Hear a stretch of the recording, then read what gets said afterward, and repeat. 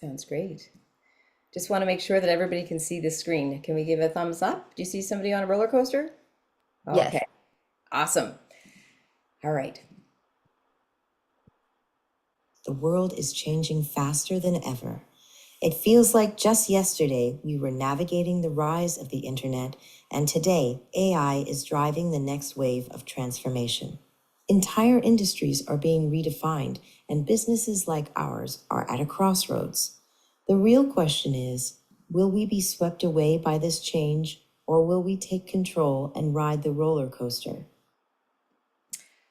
Oh, I just had to show you how real this change is.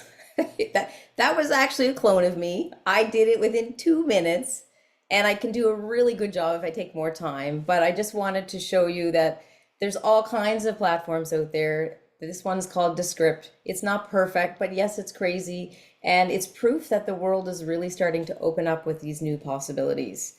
And what if I actually shared with you that, you know what? Embracing AI can save you time. It can cut your costs in your business, and it can open new doors for your business. Just take a moment to really think about that, because again, entrepreneurship is definitely, our time is so valuable, and just the resources that we have, again, sometimes are stretched or we don't have them. And I always love the quote that Benjamin Franklin said, "Lost time is never found again." And that's exactly why AI is so powerful. It helps you to reclaim that lost time and really use it more efficiently. So I'm hoping by the end of today, we've got a 2-hour workshop. Don't worry, I'm not going to go fast. We're going to have some breaks. It's going to be able to be interactive as well. But I really want you to understand a little bit more just in terms of the AI landscape, and also see how it can work specifically for you and your business. So does that sound okay? Everybody thumbs up? Okay. I also do want to say thank you very much to Invest Nova Scotia for their amazing support. And thank you, Yulia. I'm really grateful to be here today. And I also want to say thank you for everybody taking time out of their busy schedules. But I do believe this is a very purposeful topic and something that is super important. So I'm really glad to see everybody here. So welcome to AI Empowerment for Small Businesses. We're going to get started with confidence. That's the biggest thing right now, is being able to take that step. And even if you've kind of already embraced it or you're just starting, to be able to have the confidence to do so. I would love to know, we're going to be using a platform called Mentimeter. Has anybody heard it? Mentimeter? Okay, so this is the way that it makes us have an interactive presentation today. So you can go, and I'm going to put it in the actual chat box. You can either take a picture on your phone with that QR code, or you can just type in on a different browser. So you can just create another tab, menti.com, and then you put in this code. So I'm going to put it in the chat box. There's menti.com. You can just click on it. It will bring a new tab up, and then you put the code in. And once you're in, you can press the heart at the bottom corner, and I'm going to see that you're in. So we'll just take a moment to get set up. Now, if you're like, Melissa, I don't want to do this, I just want to follow your presentation, you can absolutely do this as well. It just sometimes is nice to have that interactivity. We'll be writing things in. It's kind of like my way to kind of get everybody's thoughts and everything together in one place. So if anybody's having trouble getting in, let me know. Or if you're like, okay, how do I do this? Just absolutely unmute yourself, but just go to www.menti.com and then you enter the code, and that's all in the chat box. And we're going to start to see little hearts at the bottom, hopefully, to say people are in. Or you can even give me it says it's waiting for the presenter. Oh, well, really? Isn't that interesting? I'm here. Oh, that's because it wants, it's waiting for presenter because I'm not advancing it. That's why. So it's not gonna, you'll see probably a blank screen right now, and that's okay. Just let me know if you're in and you see a blank screen, that's good.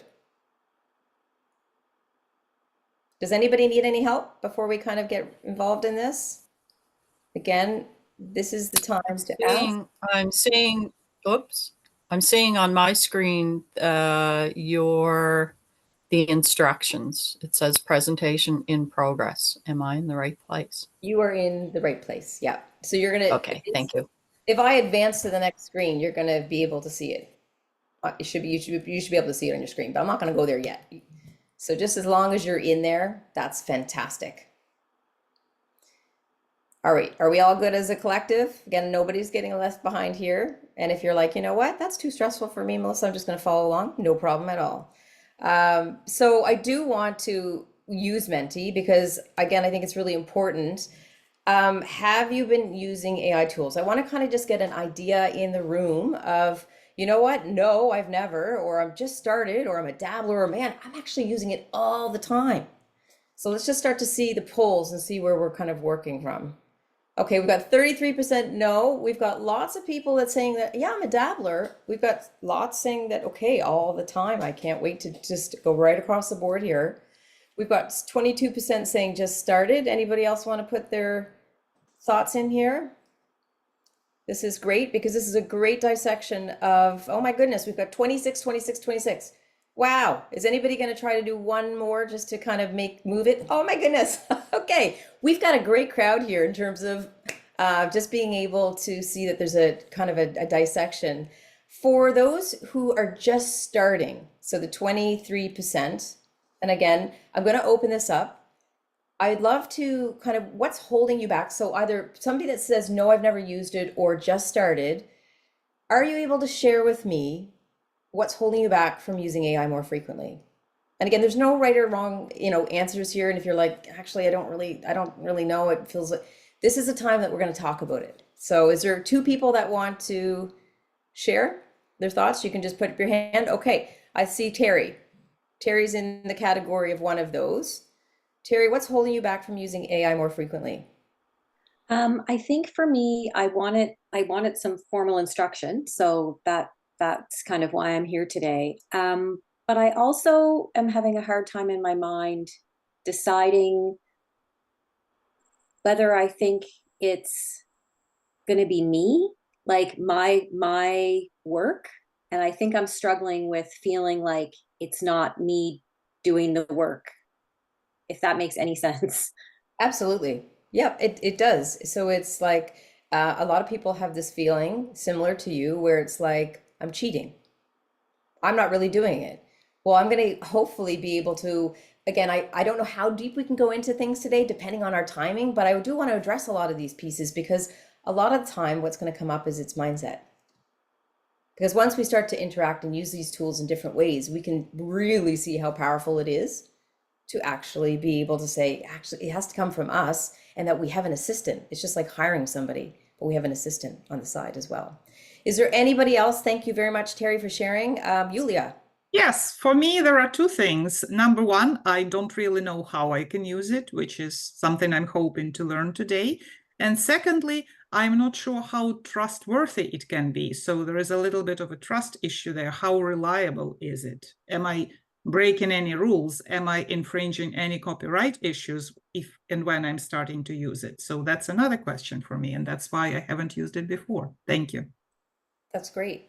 And we're going to dive into some of these topics as well, just to get a better understanding of, again, right down to our morals and values and what's kind of creating friction from stopping us and where we actually have to be responsible within our ecosystems and how we use it. So, Yulia, that's great. Is there anyone here who's dabbling?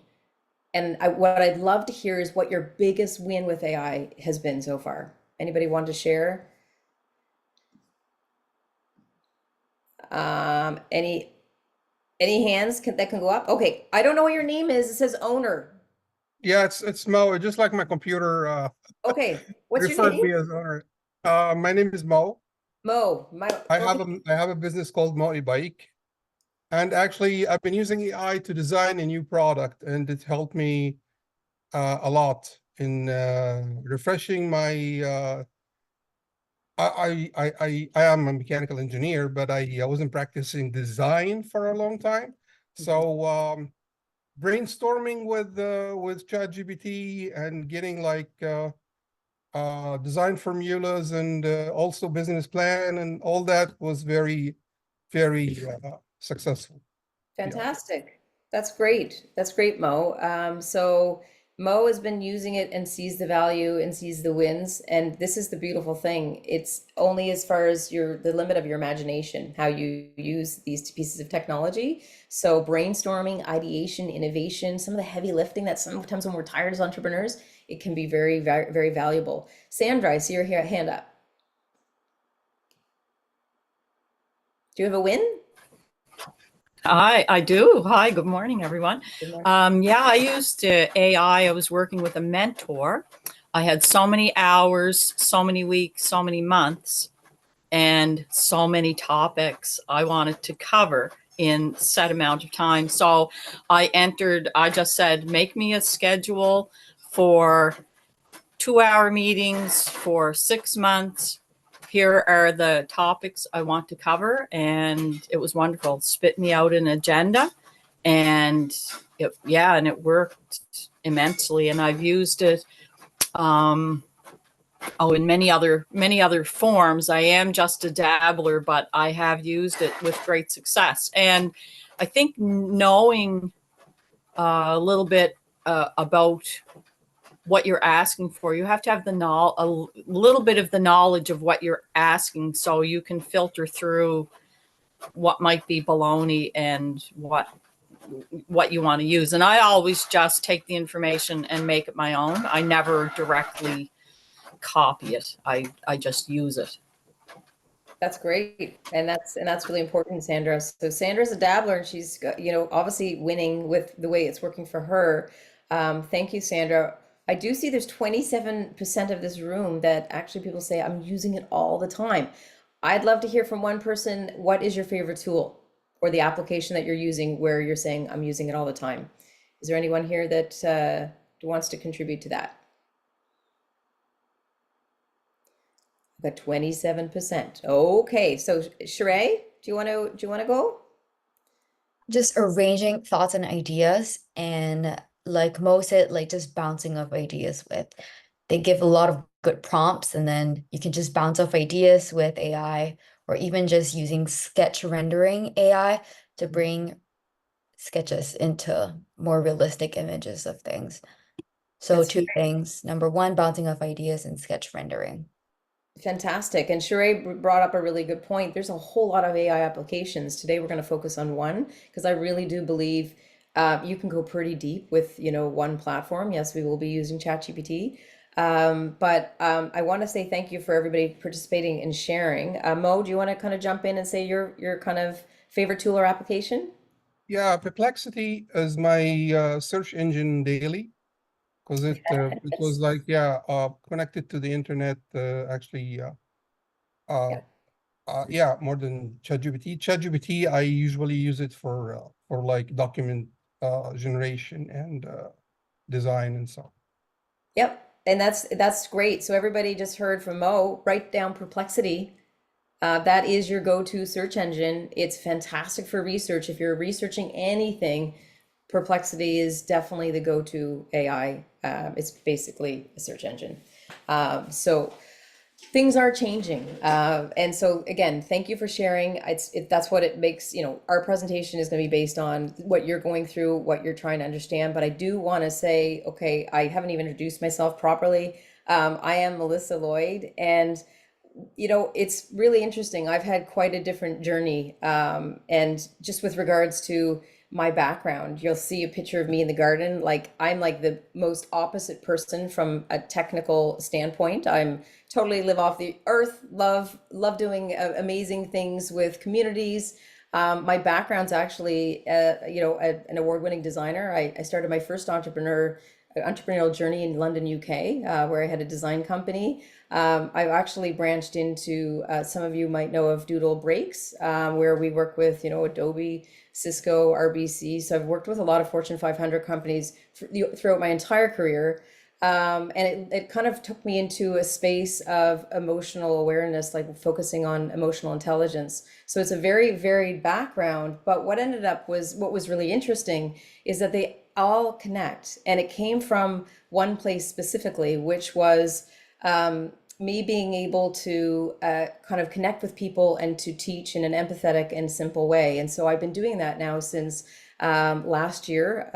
I've been working with Digital Nova Scotia, thankfully Invest Nova Scotia, women, the Center for Women in Business, CBDC, right across Canada, and delivering these types of workshops so that people start to feel more comfortable, which is really, really important. Anybody know Simon Sinek? Yeah, you're pretty familiar. One thing that I always find when I'm working with entrepreneurs or business communities across the country is that having the right mindset, especially today, because today is very unique than what it used to be, not only in business, it's critical, especially as we're kind of learning new AI tools, we're upskilling, and especially when we're tired and we're being told that we have to upskill, like it's almost like it's very hard on the head sometimes. But this is what happens when we're coming into something new. We have to make sure that our mindset is intact. And that's why today I am going to cover a little bit of this, because even if you're in AI tools right now, there's a lot of roadblocks. There's a lot of failure in terms of playing in the landscape of AI, because I often say as well, you know, people want the exact blueprint. And I always say, well, technology is continuing to move. We want to have a foundation and we want to ensure that we make the right choices for our business. But a lot of this, there's a lot of development to continue. And so by you starting to, again, you know, making sure that you're not stopping yourself at because something didn't work, or maybe it was like, I hear a lot of the time, ChatGPT is terrible, or these large language models are not good enough. And I do want to say, and I'm going to put this mirror back, I'm like, oh, it's down to the user. It's not down to ChatGPT. I mean, I was in ChatGPT in 2022.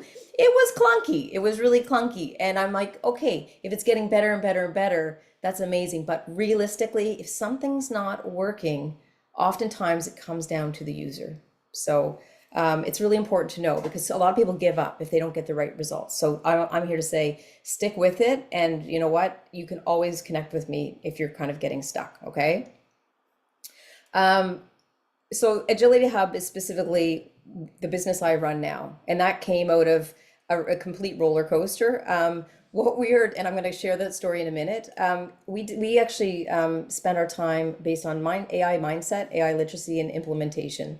So we really want, you know, especially for the end of today, I want to show you how that AI can empower your business and that you don't have to have all these technical skills. I'm not here to stress you out, as I mentioned before, but if you are feeling overwhelmed at any point, I do want to say, like, put your hand up and go, Melissa, can you stop for just a moment? Let me take, like, can you please explain that? Is that sound good? Great. Okay. So entrepreneurship, we know, is a roller coaster. There's so many highs and lows, sometimes in the same day. Well, guess what? AI is no different. We often go into business for this flexibility, but guess what? The reality is it's both amazing at certain times and it's exhausting. And that is AI sometimes as well. That's why when we kind of embrace a new tool, we have to really kind of, again, start small. I wanted to ask if everybody in the room, if anybody's felt like they're trying to do a million things at once, and you're constantly out of bandwidth. Give me a thumbs up if you know that feeling. Is there anybody here? Okay, so I'm in good company. Great. So I totally get it.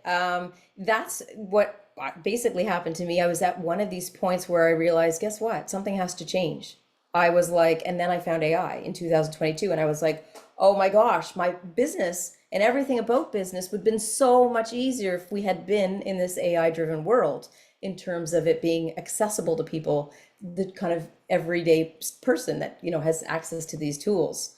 Now, what ended up happening was, and I just want to share this really quickly, is that I started to sync with my business. It was in a bit of a difficult time. I felt I was treading water in my business, and I was trying to figure out how to work smarter, but not harder. And that was always something on my mind. So when I did embrace AI, that's what was the big catalyst. And so we're going to kind of dive into that today. And I've got a couple goals for this workshop, just so that we're all kind of in this together. I want to introduce you to the fundamentals of AI and just demonstrate how to leverage a powerful AI tool. When you know the foundations or some basic pieces, you're that much more literate, you're that much more confident, you can kind of start to move in this world a little bit easier. The second goal is to make AI understandable, even without technical background, by just being relatable and using real world examples. A lot of people talk about AI and it's like, what does that even mean? Like, what is this? How does this even impact me? And the goal 3 is to inspire AI-driven innovation for streamlining processes in your business and being able to enhance customer experiences. So hopefully we'll be able to have some dialogue today as well. Is we're not going to just go jump right in, which is, I know what everybody wants. I will get to it. We have to be a little bit patient. we're going to take care of a big fundamental piece that a lot of people are not doing. We're not chasing the shiny object today. We're doing it with intention and with purpose for your specific business. You do not need to jump on the bandwagon just to say that you have AI in your business. Does that feel okay? All right. So those are the 3 goals. Is there anything else anybody wants to cover? Or do you feel like that's enough? Yeah? Okay. So this cartoon clip is exactly what I said. You know what? Next year, AI won't be a buzzword. It's going to be a tool that we're just going to use every day to enhance how we work. You hear everything is AI. Even golf clubs on TV are saying that they are AI driven. It's a fancy word right now, but it is a buzzword, but it's just trying to get people to understand where we're at and where the world is evolving. Now, AI is absolutely not new. I'm sure Mo, he's a user of all this stuff. It's not new. It's actually been going since 1950. And you've been using it all the time if you have a cell phone. And if you use Google specifically, so you can start to see there's all kinds of things in here like Alexa in 2014. I mean, literally in 1950, they did a Turing test. It's all AI driven. So what's happened is something a little bit different where it's reached mainstream. But I do want to, again, share that we use it every day if we're using Google. We're using it every single day when we're again we're in Netflix or in other types of categories where it's trying to help us kind of move through an experience in a tailored way. So what is actually AI? That's what's really important. It's the actual definition is AI, or artificial intelligence, refers to the simulation of human intelligence in machines. So guess what? It's about enabling computers to think, to learn, and to make decisions like we do. Now, what's really important about this part is that it's essentially trying to replicate how we do things. And that kind of can sound scary, but our brains work on patterns. And so that's exactly what we're doing is our brain is working on patterns and it's starting to connect things in different ways. And so we're using technology to try to emulate that. And what's really changed from before to say the last year and a half or 2 years has been that it's more natural, the technology, and people kind of get freaked out about that. So when we go into ChatGPT, you're going to see that it's a bit more natural. But like I said, it's here to help us as consumers. It's here to help your business or your customers, be able to move through your business a lot easier. Just like Netflix, if you're into romance movies, guess what? I see all the romance movies. If you like sci-fi, you get all your sci-fi. And that's really, again, that's good for your customers and how they actually can move through your business. And it doesn't matter if you're a restaurant, if you're a tourism business, if you're a service-based business, all of this stuff matters because it's about keeping your customer happy and how you can move them through a cycle where you don't need to be there all the time. That's really, really where AI is, creating great value. So 2023 in January, everybody saw that it blew up AI. There's Sam Altman, who is the founder of OpenAI.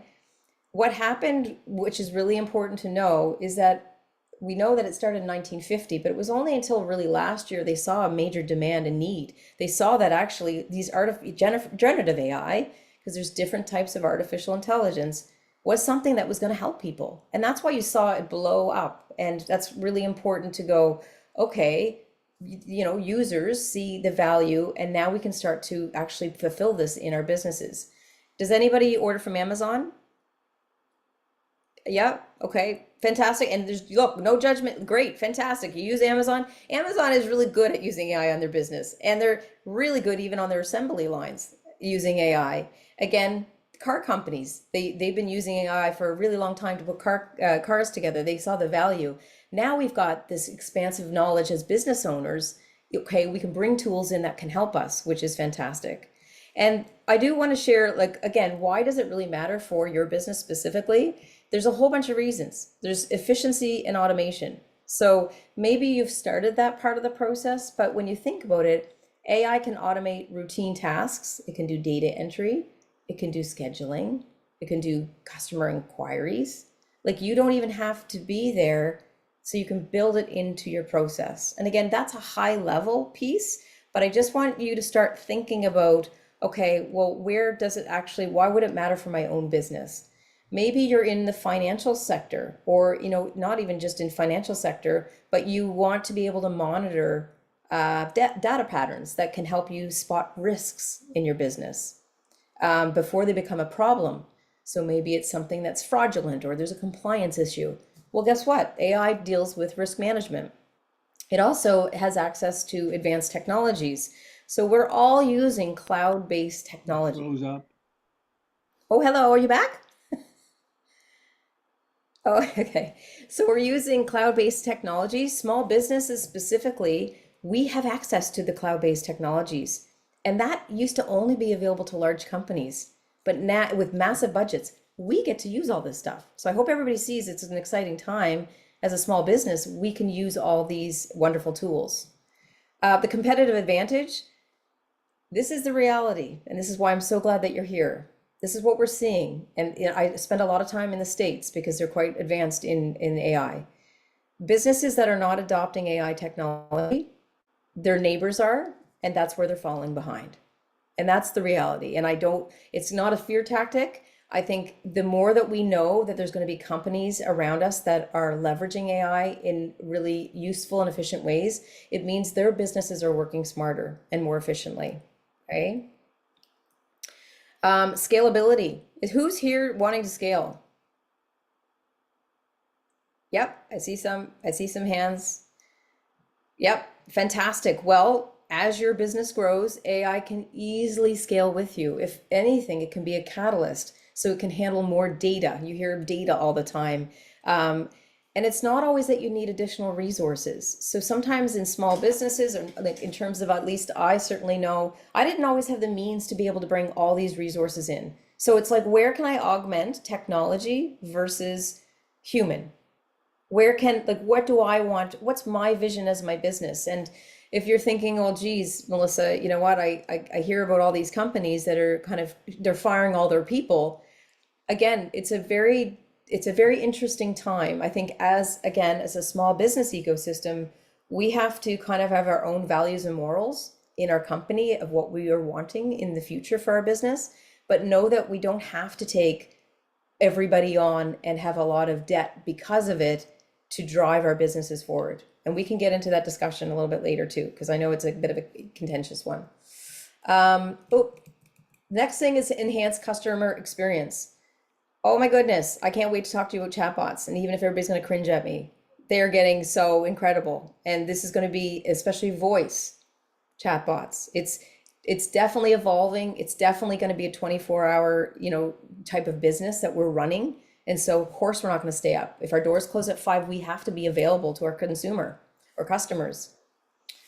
Improve decision making. Now this is overwhelming, hopefully for a reason. There's a whole lot of reasons to use AI for your business. Improve decision making. So again, a lot of the time, I don't know about you, analytics are not a strong suit of mine. It does help me, AI, make more informed decisions. So if I want to forecast sales trends, or maybe it's inventory management or for financial planning, AI can help us with that. Next is cost savings. I just mentioned that, again, operational costs can get really expensive. So if we want to improve our efficiency, we want to reduce waste, and we want to supply, maybe streamline our supply chains, AI can help us with that. Innovation. I think I heard a couple times here today when we open up the conversation that we can innovate with it, and we can identify new market opportunities and trends. And that actually will help push your business to stay ahead of the curve. And last but not least, I've just thought customer insights. We all need to understand our customers better. How do we do that? We don't have enough time. Well, it's again, being able to analyze data or predicting behavior, and AI can predict behavior really well on social media. And then you can personalize your experience in real time. So basically, AI is a huge opportunity for small business. Can everyone agree with that, seeing this huge list? Yeah, there's all kinds of stuff. And you don't need to know all this today, because again, I'm going to be able to take you into one space of your business and you can concentrate on one thing. There's no point, but I do want you to be able to imagine and to be able to dream. And if you go, wow, I'm still overwhelmed, just stick with me and we'll go through this. So it starts with your AI mindset. So I'd mentioned that your mindset's everything, especially when it's evolving so quickly. This natural chaos that's happening, I just want to let you know, it's an unsettled world. There's a lot of pieces that are happening. We do not realize how much impact it has on our brains. Most people, it's subconscious. We don't realize why we're waking up. We don't realize, okay, what am I doing with my business? How am I taking it forward? There's a lot of uncertainty. So I do want to ask a question with the group. So if we can go back into Menti, when you hear the word AI, what emotion do you you primarily feel? And you could be anxiety, it could be fear, it could be indifferent, it could be excitement, it could be something completely different. It could be I'm curious. So I've got some excitements here. We've got curious. We've got 2 curious. We've got 5 curious. We've got some indifferent. Anybody on either side? Let me know how you feel about it. We've got some fear. We've got some, again, different. These are all totally valuable. It is actually really important to check in. We're not taught to check in with our emotion. And I know sometimes men are like, what are you talking about? Why are we even doing this? This is actually a really important piece. When we can connect with our emotion, even if we're learning a new piece of technology or we're learning AI tools, what will stop us from continuing to move forward in a productive way is our mindset, and that's based on emotion. So it's really great. I see a lot of excitement. I see a lot of curiosity. I think if we can say great, somehow Keith is writing on the screen. I don't even know how that's possible. Keith, you've just unlocked something that I didn't know was available. I think that, again, curiosity is the best place to be when you're going into this space. And in order to get there, you're going to have to be able to kind of say, okay, what do you have to say to yourself to get to a curious state? It's not, oh, I'm too old or I'm not technical enough. That's not going to be helpful, is it? So what's something, and I'd love to open up the conversation here, that would actually get you to feel curious? Even if you're grumpy, you haven't had your coffee in the morning, but you know you have to do this thing. What can get you into the mindset or the emotion of curiosity? Bet you didn't know you were going to have to do this morning. Anybody have something they'd have to say to themselves?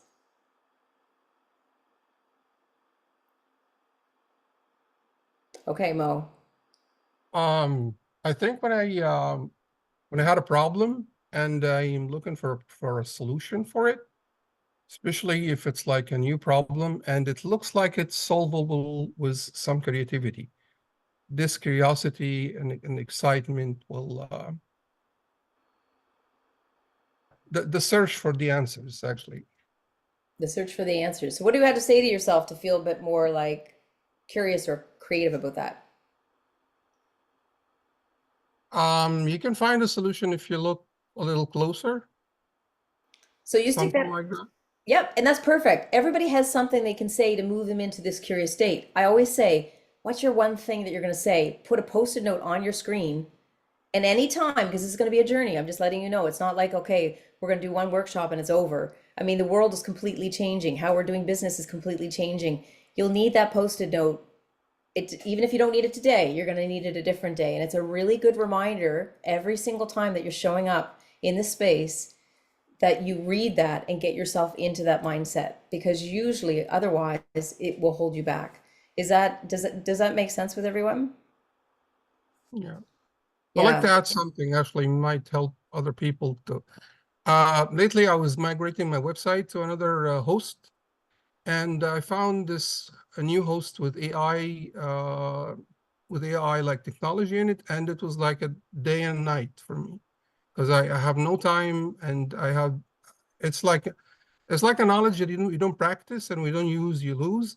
So even though like I tried to teach myself how to do websites, but finding this AI tool was like a dream come true. I made my website with blogs, with everything, pictures, in like 10 minutes. Mo, that's great. Would you want to share the name so everybody can write it down if they get themselves into a situation where they need a new website? Yeah, let me It's Hostinger, Hostinger.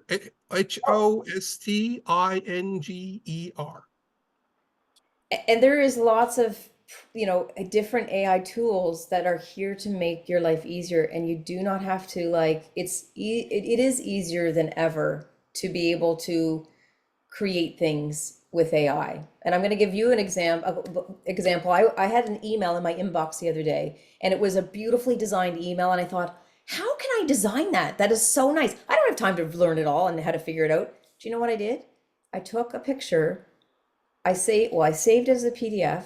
I uploaded it into ChatGPT. I said, can you please write me the code for this actual email, exact as what it was, even down to the colors, and it wrote me all the code, and then I could just put it into my CRM. Now, I was not technical, but this is how you start to look at things, and you're like, hey, on a second. Mo said he didn't have time to do a website, so he found something that could help him deliver on a result. So that's what I want you to encourage you to think about is like, geez, I wonder if AI could do it. You know what it feels like having AI tool? I feel like Iron Man was his computer Travis now. That's so very true. Like you talk to him, you just have time now for creativity. There's no and I really hope like soon we'll have like a CAD, like a 3D design based on AI, so you can just talk to it and it will build something for you. Because this is the problem is you might have the idea, but you don't have the technicality or tools to do it, and the AI just like close that link. It's amazing. Well, and it will be going that way. Again, we're early on into this journey, and I think the fact that we're opening up and we're expanding our minds and we're starting to be curious or ask questions or how does this relate to my own business is really important. So thank you, Mo. I'm going to jump right into, we're done mindset. Okay, your thoughts create your results. I want to say that every single time. So when you're there frustrated and you're thinking about, my gosh, why can't I do this? Why can't I do this in my business? Remember what I said about finding the way to be curious. I want to show you examples, some case studies, because I do believe if we see case studies, we can start to understand it a little bit better as well. And it's not going to be all big companies, just so you know. I did pick WestJet because they had a superior, like they transformed their customer service completely. And they had a multilingual AI virtual assistant named Juliet. I don't know if anybody used Juliet before to book their travels. Okay, and it was it was interacting with customers on chat, on WhatsApp, on Facebook Messenger, and Google Assistant, because you can go across all your platforms. And what was really impressive with this particular chatbot was that it resolved 74% of customer service tickets without any human intervention. And this was going through a time that with all the COVID pandemic stuff, they saw a 45 basically time spike in their customer service calls. And so Juliet actually managed to deflect tens of thousands of calls that would have actually overwhelmed human agents. So that's pretty impressive, right? Now I know you're like, okay, Melissa, that's a huge company with loads of money. Like, that's not very fair. Okay, so I'm going to give you a small company because again, it's all across the board now. This is the Arkansas River Tours. They decided they were going to implement a chatbot on their site, and they actually generated $60,000 extra in bookings. It said that there was 150 higher conversion rate for those who actually interacted with the bot. There was 5,000 inquiries and only 2.5% asked to speak with an actual human. And so we're learning a lot. And again, I don't know, I was very judgmental on chatbots a while ago because I was like, they're so annoying, they don't answer the questions. But I'll tell you what, they've become exceptionally, you can do a lot with chatbots. And now that we're moving into voice, because really the whole goal of this AI stuff is to try to have natural language back and forth, right? So it's supposed to be as natural as possible. So as technology advances, it's going to be even more seamless, which in some ways people are like, well, that's scary because then if people are, if people are using it in the wrong way, of course, that's concerning. But when we're using it for a business with intention, it's fantastic. We can't stop the people that choose to use it irresponsibly. We have to hope that our systems and our governments and everything that's in place is going to protect that. But us as users, when we're bringing it into our company and we're going to start to bring it and deploy it, we just have to be responsible as much as possible. Okay, so we have to test the chatbot and things. Travelers, if you're in the travel industry, and it's not just travelers, but I did want to show that 87% would actually interact with travel chatbots if it could save them time and money, because that's what it comes down to for people. They're not interested in extra stuff. And 91% of small business owners say that using AI has made their companies more successful. And we're seeing so many pieces of data now. We needed a little bit of time from last year to see how companies are implementing and small businesses, and we're seeing the value that this is becoming. So what's really beneficial, and why am I kind of telling you about get an assistant in your business, like a chatbot? It's 24/7. It's instant customer support. It's personalized. It's cost effective. It doesn't cost loads of money to build chatbots, just so you know. There's low code, no code platforms, or there's just people that are able to put them together, even like Agility Hub at a really economical cost. And it improves your conversions and your revenue because you can get really creative on these chatbots. You can send them to say something like a service or book online calls with you. Has anybody heard of Tomorrow Sleep? They are a marketing well, basically they are a mattress company, and they are a mattress company. If you can only imagine your business, whatever you're in, it has lots of competition. Well, attracting enough website traffic to compete with really, the long-standing players, it's really crowded in that space. So after them doing a lot of manual effort, they were averaging 4,000 users per month. Now, for me, I was like, well, that's pretty good. But that's when they turned to AI. That was not going to be enough, especially if they're just trying to scale their business. So they went to a platform called MarketMuse. It's an AI-powered content strategy platform. And what it does is it creates data, or like data-driven content, and it gives you the planning. And it allowed them to be able to kind of siphon through and see high-value topics that people were talking about, and it gaps in their competitors. So they could actually, be able to see what the competitors were missing. And within basically months, they increased their traffic by 10,000%. So that's like, again, that's pretty good. And so this success it's a great example of how AI can supercharge your marketing strategy.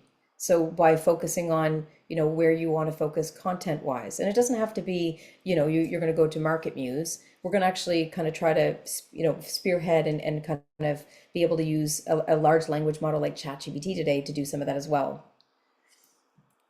Agility Hub, my whole goal is to, honestly, with this business, is to try to get it to a 75% operational rate using artificial intelligence. And that's because I want to try everything under the sun to be able to see where it can help me so that we can get as much content out in the world for everyone to learn from. And that, again, that's this business model because it works for what we're trying to achieve. And we're also trying to push the limits of artificial intelligence. And where it doesn't work, and share with you what works and what doesn't work. That's really why we're doing it. Mo, you have a question? Yeah, I mean, what is the best way to integrate like services like that to like our website and business? Because I know how to use like AI, but separately, like, Yep. So I don't know how to link it, you know what I mean?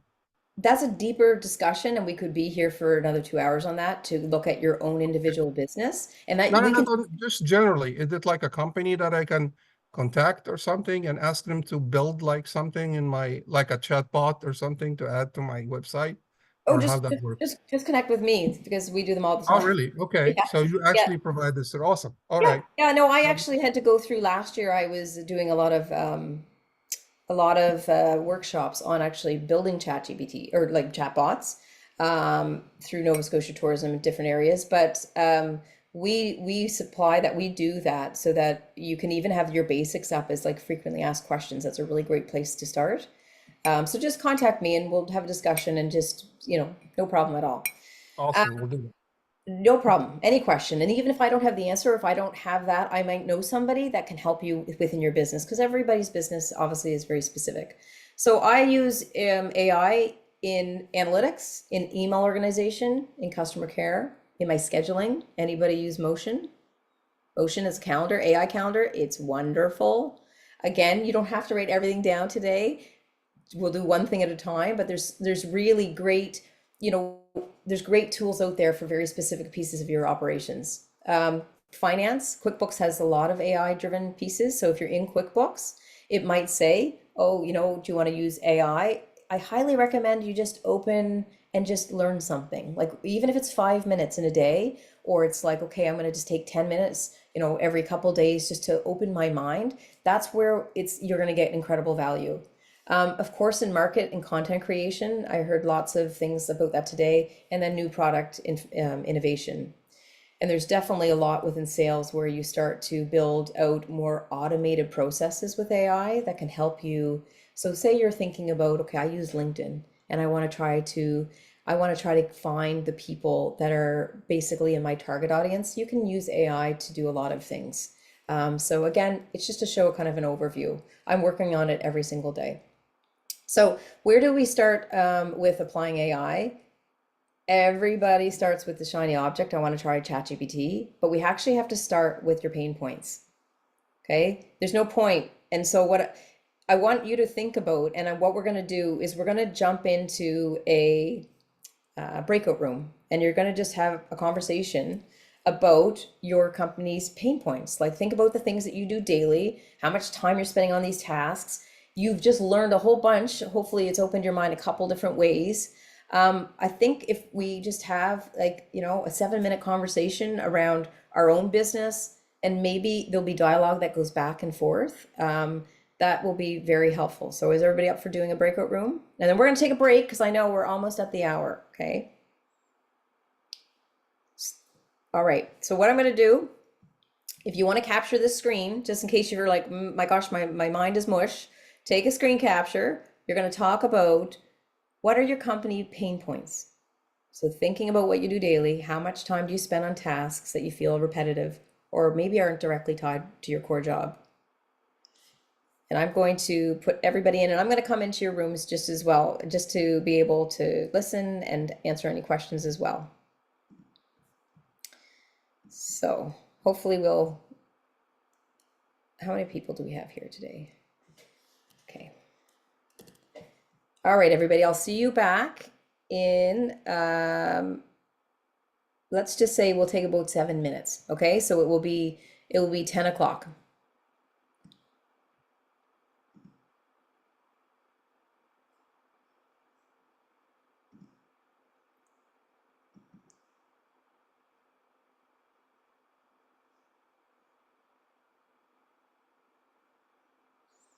All right. I think everybody's in a room. I think I'm in the room with yourself, Alan and Tatiana.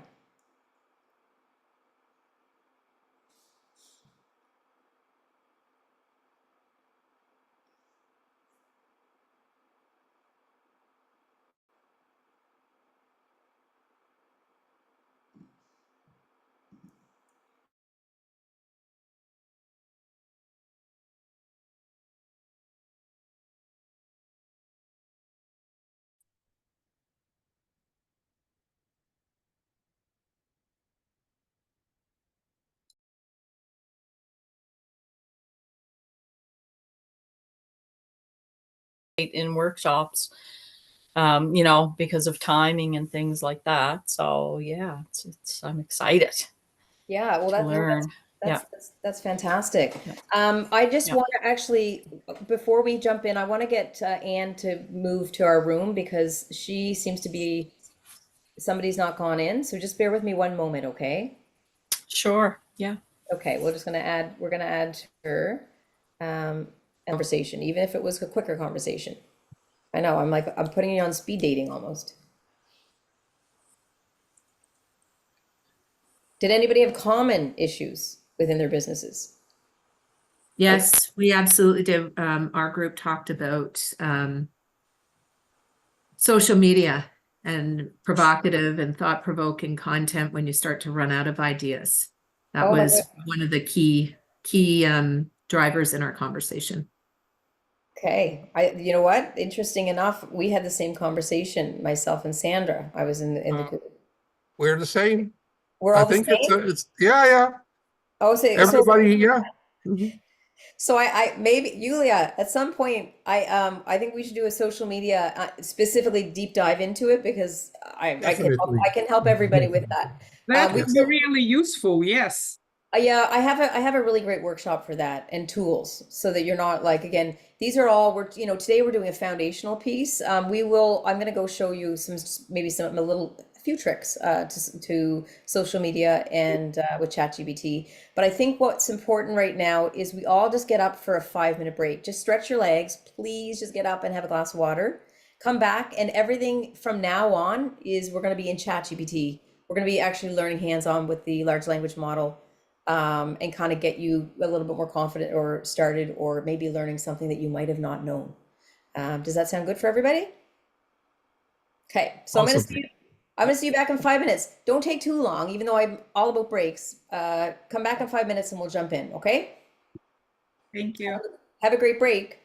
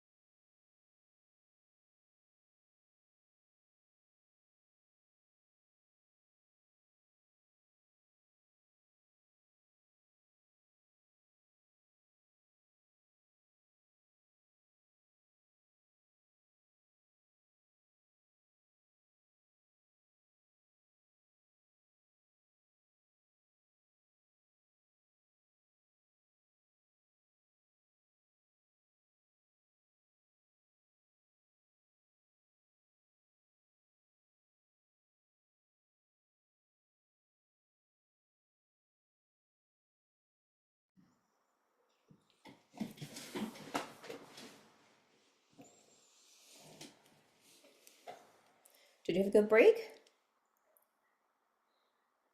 Yep. Good. I know I said we were gonna have 10 minutes, but you know what? I had to say 5 today because there's lots to cover.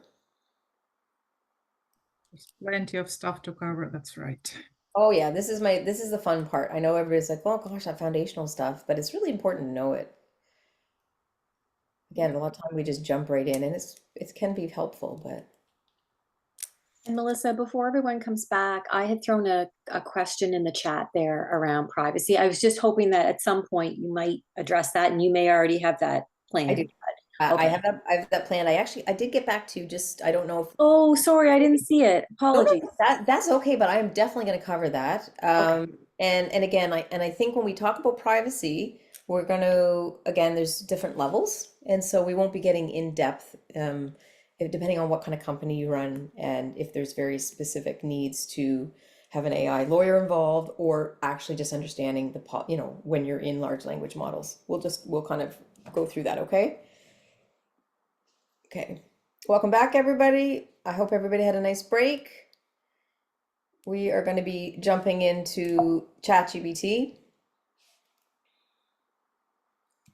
So I'll just wait another minute. We are starting, I mentioned, we're doing generative AI. There's different levels of artificial intelligence, just to confuse things for you.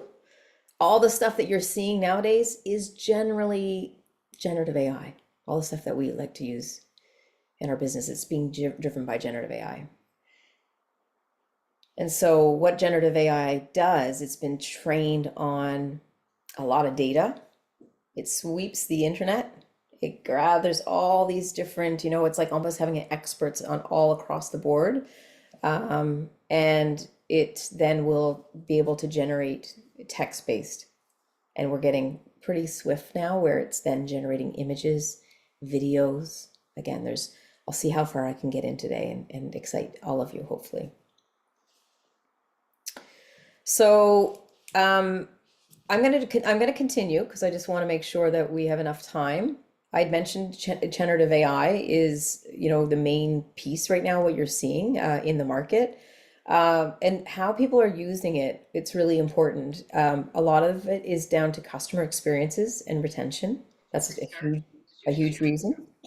A lot of people are using it to do revenue growth, whether it's to be cost optimization and trying to really understand how you can get clearer even with pricing. Business continuity, just being able to have that assistant right there for you. That's again, these are some of the kind of cross sections. And when we think about, ChatGPT, because we hear it all the time, I do want to say it's a large language model. So it's being trained on all this information from the internet, but there's actually a whole bunch of other large language models out there. And so you're seeing based on, okay, Google Bard, you see Claude, and you might hear about all these and you go, well, which is the best one for me to use, Melissa? And I always say, when you start with one and you really learn it well, a lot of the other things there are other applications that might maybe like say Claude is really, I find it's a lot more creative. So you may want to dabble in that later on, but ChatGPT as a whole, it's right across the board. It's pretty high up in terms of, just down to how it's, the speed, what they call tokenizations, the amount of words. There's all kinds of reasons why people are choosing to start on ChatGPT, but that's not to say you have to do it that way. I just find that there's a lot of expansion with ChatGPT, and it's obviously a very good platform to be able to go in to learn really well, to learn how to ask questions, prompts. So that's what we're going to be using today. So it will talk to you in writing if you're not familiar with it at all. It's a computer program. It is super smart. It can understand what you say. It will write back as a person would. You can use it to ask questions, have conversations. You can get pictures, videos. I don't know if people have apps on their phone where say they're in their garden and they want to ask a species for a plant. Well, guess what? ChatGPT can do that on mobile device. You just take a picture, upload it, and it tells you everything. So I just want you to know that you know, it could do a lot of different things. It can pull in all your graphs, and we're going to go through that. So there is a thing when we start with ChatGPT, people often ask me, Melissa, do I use 3.5? That's the free version, or do I use ChatGPT 4? And now there's 4 mini. So there's a couple different variations from that. I'm going to focus here on the free version, which is 3.5. And there's obviously limitations. There's limitations because it's free. Number one, it's text-based only. So if I want to upload maybe a PDF, like I mentioned earlier, like I want to design this template, or maybe I want to upload some data that's not sensitive, I can't do that in ChatGPT. You can do a lot in terms of words, and if you go, wow, it helped me with my social media, and I'm pretty happy with the free model, great. But know that 4.0, it does the text, it does the images. Say you're wanting to link it to online, so you're doing, I mentioned Perplexity before.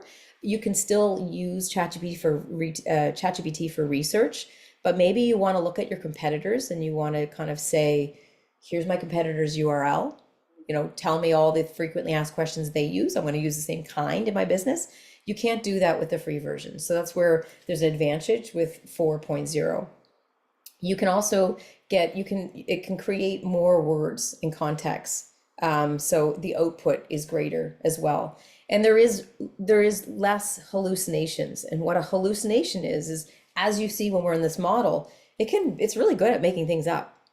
So it's getting better and better and better. So if you asked me in 2022 what it was like, it was pretty bad, but now it's pretty good. But we always have to be mindful when we're in here that we have to, check our sources. And that's why I like ChatGPT 4, because you can actually ask it for the link. Okay. But don't feel you have to, invest in $20 a month. But I have to say, it will honestly multiply tenfold for you and your business, because it can work across so many things. Does anybody have any questions about that? I have a question, Melissa. Yes. The paid version, is it per person, or is it a corporate offering? Like, how many people can use it if you pay $20 a month? So it's for one user, but there's a Teams version, which they'd still have to pay as well and have their own, but it's all interconnected. And then there's an enterprise version, which is for larger corporations that don't want to have all their data retained, and they have a different price. So right now, whatever your user is, it's $20 a month, and unless you want to share your account with somebody, then essentially it would just be for you. Okay, thank you. But when you're in or like 4.0, when you are in there, and I'm not going to get into it today, but there's a section I'll show you where it's GPTs, and you might have heard about them. I build GPTs all the time. And if I want somebody in my team to actually be able to access my GPT, they can, if they're in the Teams account. So I want them to be able to come into my sphere and use a GPT, which is like a custom, say I have a social media custom assistant that I built. They can use it as well. Mo. Yeah, I just went to ChatGPT now, and I think I don't know, is there an update or something? There is. Yeah. Yeah, I think the free version now can get you access to the 4.0 mini. It does. And I just in terms of the 4, and we could be here all day with all these different versions, so I'm glad you brought it up. Yeah, The mini version, so it's essentially that's really good for people that are wanting to, you'd mentioned before, Mo, how do I get it to work with other applications? So it's really fast, and it means it's cheaper for people that are using it as like a chatbot in other ways. So you can absolutely test drive it as much as possible. And if you're like, actually, I want to be able to know that it can link to the internet, you can use Bing, because Bing, the back end, is actually ChatGPT 4.0. Does that make sense? yeah. So if you can go in there, they have opened that up, but it's not, again, they are changing it all the time. So I do want to caution you for that as well. That's why I'm 4.0 today, we're working off of that. I don't find you can go in and out of the mini side. It's faster, but I find it's more for people that are developing. But you can always play because it doesn't again, everybody can use it. So thank you. Yeah. Thank you for, and I'm sure ChatGPT 5 will be out pretty much within the next month. I would think. It's all evolving very quickly. So I'm going to work off of 4.0. I'm going to do a live demo for you. We're going to go in. So just bear with me one moment while I actually share my new screen, okay? Let me know that you can see the screen. Yeah. Yes. Everybody see it? Okay. So so what you would do, and again, just so that you're like, if you're literally like, I've never done this, Melissa, you would go in and you would put into your browser www.chatgpt.com. And if you haven't signed up with an account, and again, you don't have to do the paying one, I definitely always recommend playing with something. And then as you get more and more comfortable with things, and as you see the power of this, then you can go, yeah, I need more. I need it to link with this. I need it to attach documents. So don't feel any pressure at all. But you would literally go in and you'll have to put your details in terms of your birth date and your email address. I feel like actually OpenAI has been pretty good. I don't get any crazy information. It's really good in terms of there's no junk mail coming to me. I always look at their policies around trust and all the things that they're trying to achieve as a company. They're pretty decent, but I do want to caution you whenever you're using a large language model, if you're using the free version, well, if you're free, you're the product. So that is the truth. But you're also the product in paying models. And that's something that, like, a lot of the time people don't actually realize that you have the ability to turn this off. So this is the window, and I'm going to show you. So this is the window that you'll get, and this is where we're going to ask the question in this message area. Before we do, I'm going to go up to, say, my profile up here in the corner, and I'm going to go into my settings. Now, we're not going to go through the deep dive. I'm just letting you know next week we're doing more of a deep dive into ChatGPT, like getting into more the real detail of prompting and how to ask questions. I did a prompt engineering a course last year at the beginning of the year. It went through a lot of technical ways of asking questions, and that's one thing I would definitely say is that whatever you ask it, you're going to learn really quickly. Well, even when I do a couple things here today, the more precise you are with your questioning, the better the result's going to be. Okay, because and again, I'll explain this. So when you're in settings, you do have an option of being able to go in and turn off the model. So if I turn this model on, it's going to train on all the content I'm putting in. So a lot of people don't know that you can actually turn this off, and then your content is not being used for their training purposes. That's how the models get stronger and stronger and stronger. Now, anybody that, again, when we're in these large language models, we always want to make sure that we're not putting anything that's sensitive. So if I'm working with Fortune 500 companies and there's sensitive data, now a lot of the stuff can be found on the internet, just so you know as well. But if there's, say, financial data that I don't want, I definitely won't be feeding ChatGPT, because again, there's people at the other end. And again, they're not monitoring all this all the time, but they do have all the algorithms and they have AI looking, and they're doing that for safety reasons. But we also have to realize that our content is exposed. So I see a question. Joyce. I have, is the ChatGPT 4.0 on a desktop different from the app for the phone? Because I have the ChatGPT here. When you go to the app on the phone, it says ChatGPT Plus. Yeah, so that's great. So I highly recommend, if you have an account, put it on your phone and your desktop, and they're similar, but they're different. And one thing that I love about it being on a phone is you can do it all voice. You can't do it voice when I look at the screen and I'm looking at my chat box and I go, okay, I'm going to type in my first kind of hello, and then it's going to say hi there. Okay.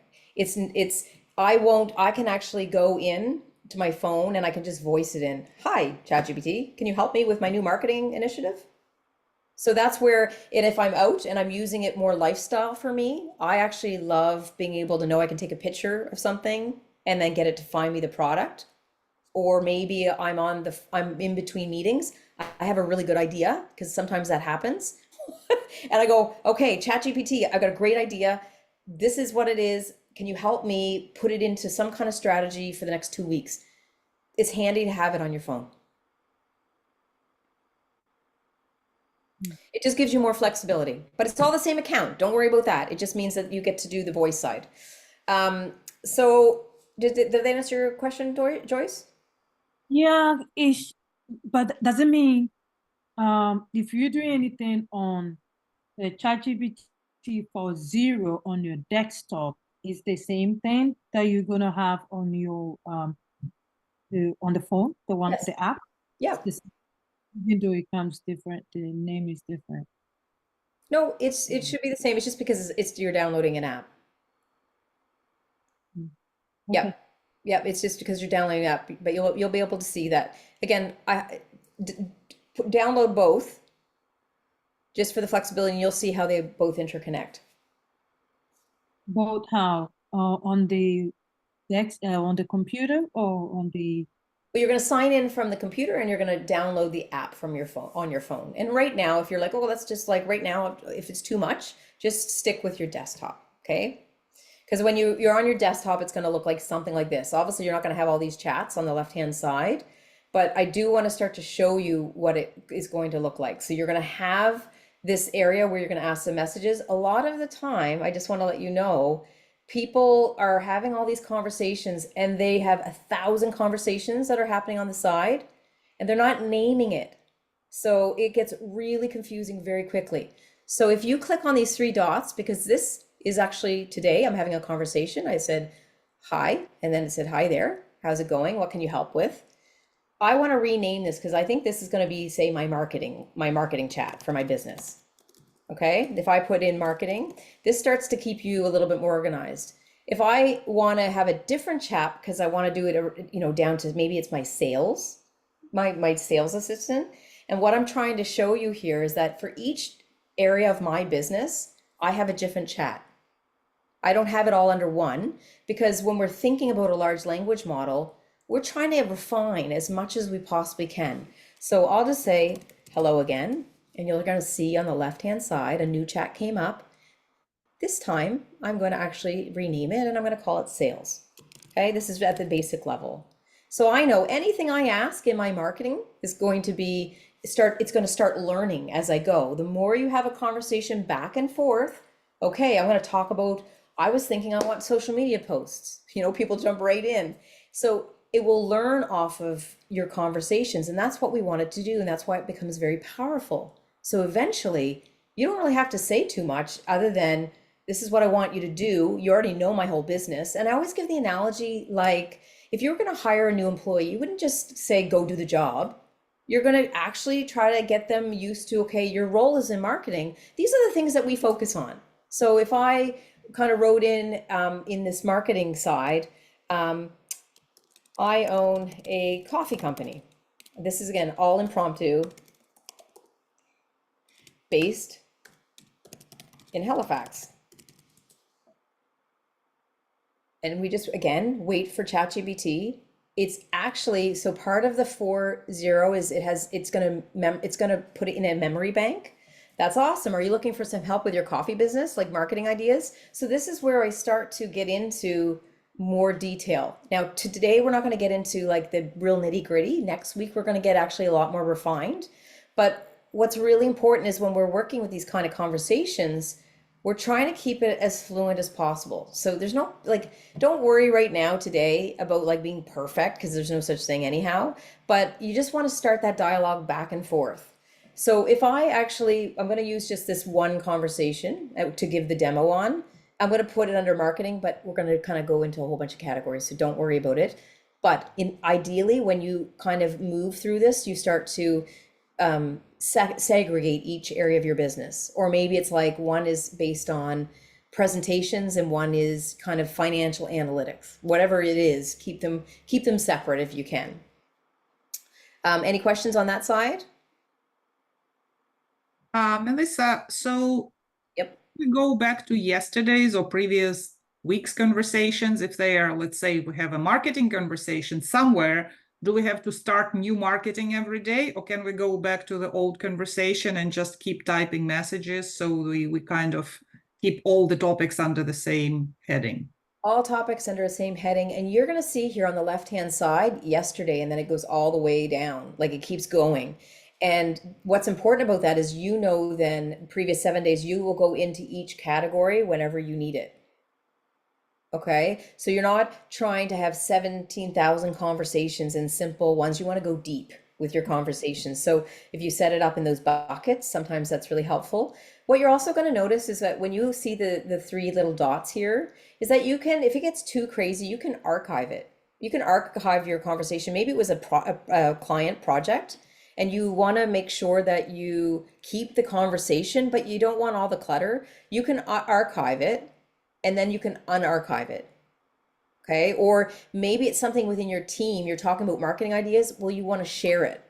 Oh gosh, I want to share. Actually, I want to create a link, and I want to get people thinking in my marketing team, or I don't have any marketing team, if that's what your case is, but I want people to start looking at my conversation and see if we're on point. What else do we need to add?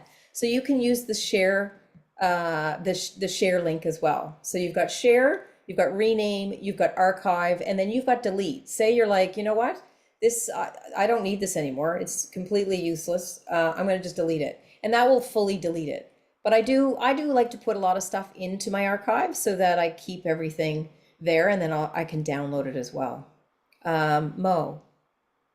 Yeah, I was wondering if we can do this archiving or selection on the voice prompt. Like if I'm using my phone and asking, I had a note that I want to, can I ask ChatGPT to put it under any conversation or any topic, or that's?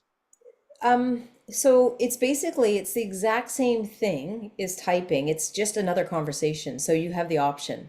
So when you're using your voice on your phone in ChatGPT, if it's the exact same thing, it's going to be a chat like this, just like this, and then you're going to rename it.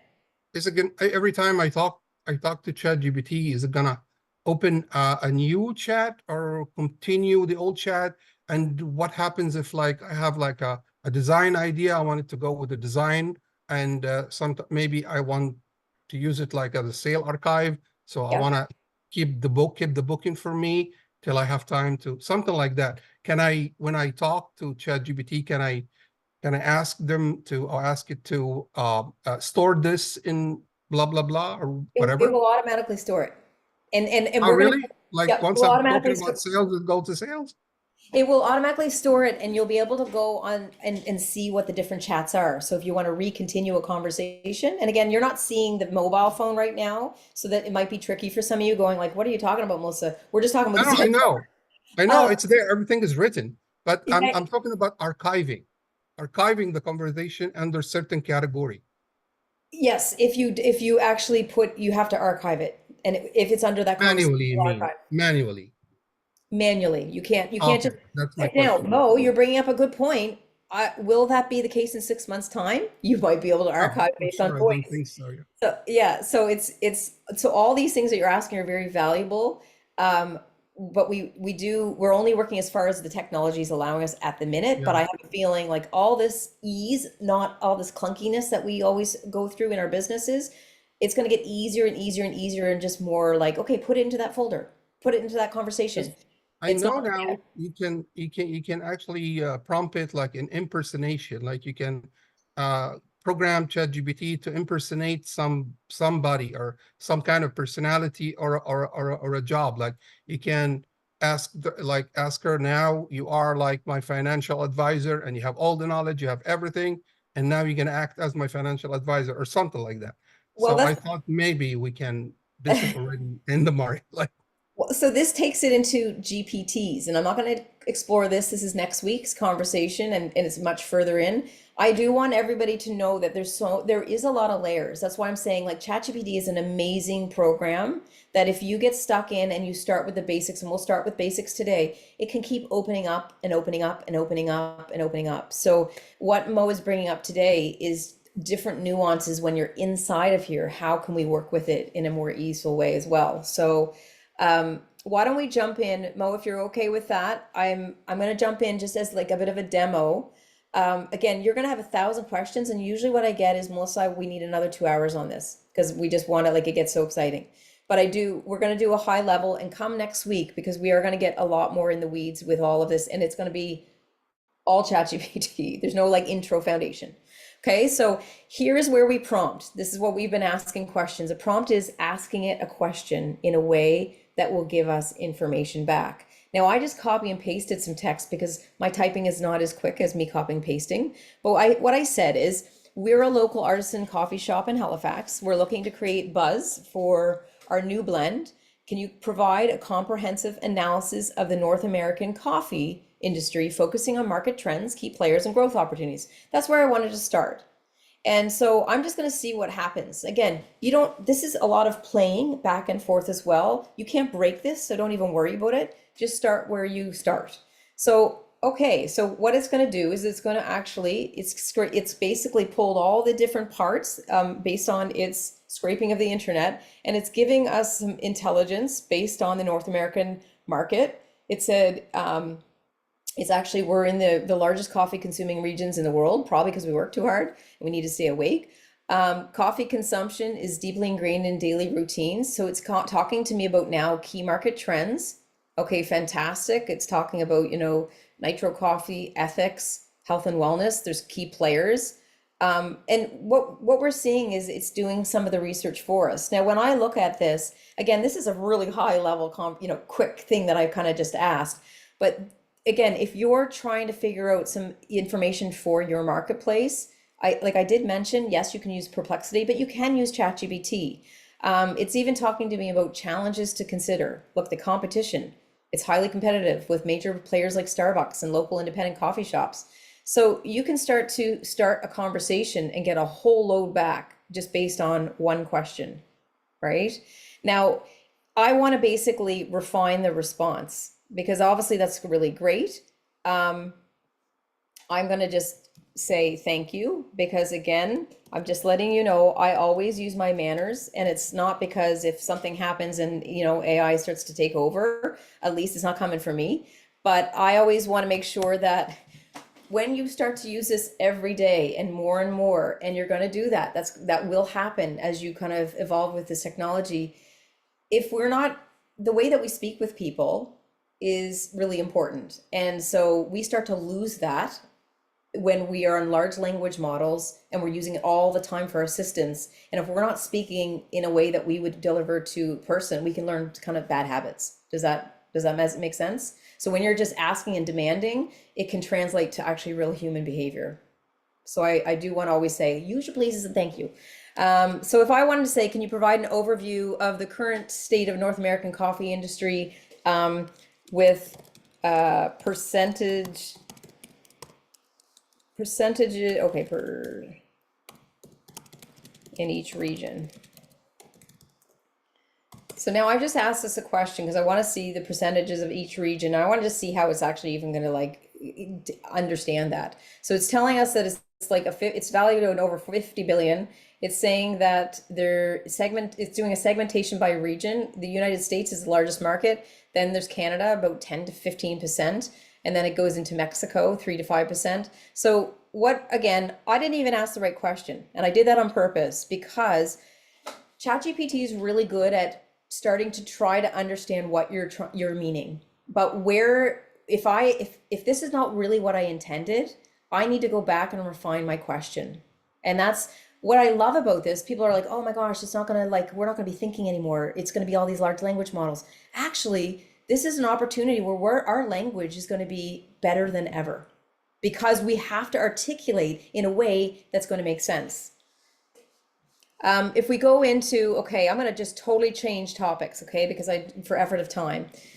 What are some frequently asked questions that I can add to Google to help customers find information on this coffee blend? Well, if you need quick frequently asked questions, it's going to kind of do an overview, and you can basically fill in the blanks as you go, or you can tailor it to your own needs. So why this is handy is that when we have so many things that we're trying to deliver in our business and get everything going, even if, you know, a large language model like ChatGPT does some heavy lifting, it's fantastic. And you can always massage it as well. Now, I use it a lot for just being, I know I can be on email. So here we go. We've got frequently asked questions. It's going to still keep going through. For some reason, it's being a little bit slower at the moment. Don't be alarmed if it stops. If it stops and you're like, hang on a second, what happened? I'll show you what to do. It's not perfect, but it is pretty blinking good. And I do understand that people get very, very frustrated because it's not perfect. If it stops, you can always click this little, see how it's like a little arrow? It can basically reset its response. You can also say, if you were happy with that response, like, oh, that's a good response, signal that it goes back into the large language model to know that it's done a good job. You will never, ever get the same answer twice. So if I ask the same question for frequently asked questions, I will never get the same response. So know that with every conversation, with every single piece of text you're putting in, you will never get the same, nor your person that's using it in the same industry. What might sound like ChatGPT, because the more you use it, there's going to be certain words that are very identifiable. And we get further into that so that you can train your voice in your business with this model so that you know it's as authentic as possible. So just so you know, you start out and you're like, wow, that's starting to sound the same. I'm going to show you about tone in just a minute. Yes, Terry. Just a quick question. Further up, it had given some stats on the coffee industry in North America. Yes. And you had mentioned a while ago that it was getting better at being able to provide you links so that you could actually kind of fact check. Can you just comment on that for a moment? Okay. I can. So I've just gone back in my conversation and I'm going to go to the bottom of where that is. And there was no links, right? So you can edit the next prompt. Now you're going to lose everything underneath that prompt. But what I do want to share with you is, can you please provide live links? Because I want to see that it understands me. And some of that is going back and forth. If it didn't do as it was asked, why can't you provide live links? Well, they are providing live links. What it's not doing is it's not, we need to be more specific. So say we need to create, the next prompt would maybe be, what are exact names of coffee companies? And then ask for the links. So sometimes you have to do a little bit of back and forward. Okay. Yeah, so again, it's got a mind of its own, the large language model. And sometimes when you do it one way yesterday and you do it something a little bit different the next day, because it is based on you just coming to the table and doing natural language, you might have to refine it further.